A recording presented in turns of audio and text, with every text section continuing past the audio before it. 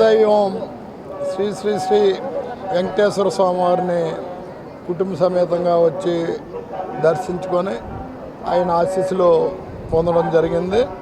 ఎన్నికలు జరిగిన తర్వాత రావటం, మరి ఎన్నికల్లో ప్రజలు చూపించిన ఆదరాభిమానాలు మరి భగవంతుని ఆశీస్సుల రూపంగానే వచ్చాయని భావిస్తూ ఆయన కృతజ్ఞతలు తెలియజేసుకున్నాము.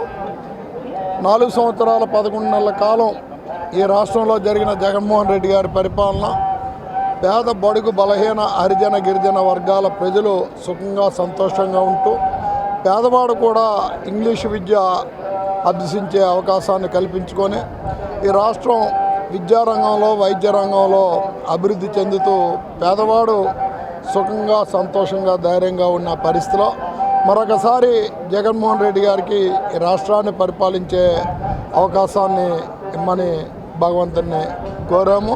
అలానే ప్రజలు చూపిస్తున్న ఈ ఆదిరాభిమానాలు చిరకాలం మా మీద, మా పార్టీ మీద, మా నాయకుల మీద ఉండాలని కోరుకుంటున్నాం. ప్రతిపక్షాలు 120 సీట్లు వస్తాయి, మాకు మేము 175 వస్తా ఉన్నాము.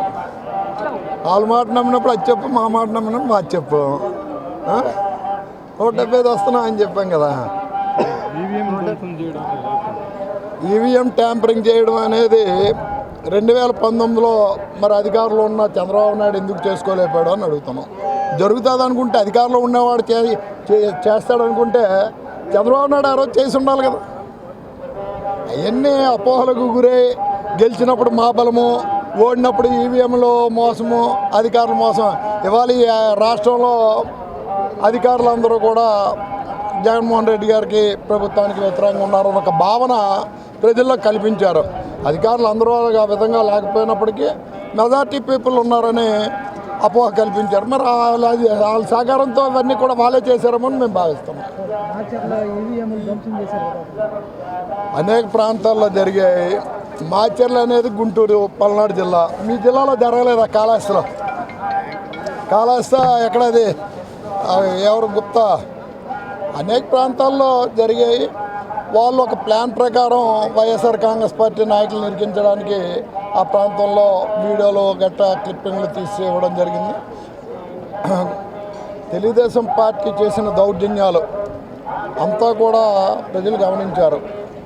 ఓడడంతో ఓ ప్రెస్టేషన్లో చంద్రబాబు నాయుడు కానీ ఇతర నాయకులు కానీ వాళ్ళ అనుచరులకు ఒక ఆదేశాలు ఇచ్చారు. ఎలాగా ఓడిపోతున్నాం కాబట్టి దౌర్జన్యాలు చేయండి, దుర్మార్గపు చర్యలు చేయండి అనేది. వాస్తవాలు ఏంటనేది ప్రజలు గమనించారు.